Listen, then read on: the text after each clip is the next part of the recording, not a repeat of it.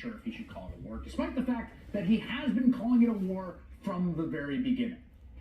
We did a little excursion. We had to take this little few weeks of excursion, but it's been incredible. Our military is unbelievable, the job they're doing. Yes.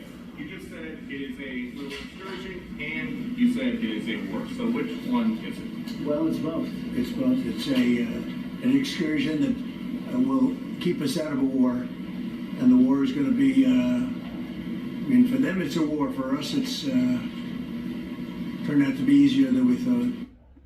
Yes, it's an excursion and also a war.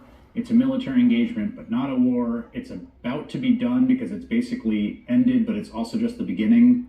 It's the war as a Zen cone, everything in its opposite at all times.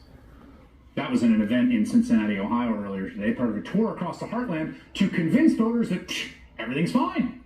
Meanwhile, the average price of gas in Ohio is $3.44 a gallon. Last month, it was $2.89. Guess what? It's not going to stay at $3.44 for very long if this continues. And I'm not sure any amount of glad handing at a factory can distract voters from what's happening. People are paying attention. When you launch a war in the Middle East, they tend to. 8 Americans have already died. We now know, according to CBS News report, that dozens more U.S. service members were seriously injured in that drone attack on the Tactical Operations Center in Kuwait that the Trump administration was completely unprepared for. And as we say every night here, because it can be easy to lose sight, though the war has been turned into this bizarre form of content, this is as real as it gets. It's an extremely real human cost to all this. There are 1,300 dead Iranians. We have no way of knowing what percentage of those are civilians or combatants. 1,300 dead Iranians.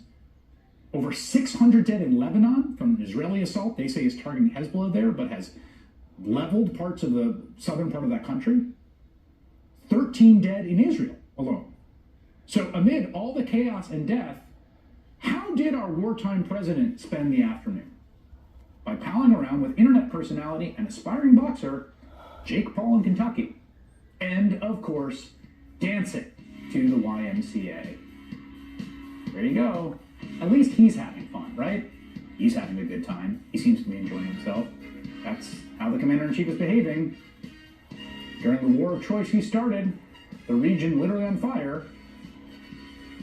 Is there really any wonder why it's so unpopular?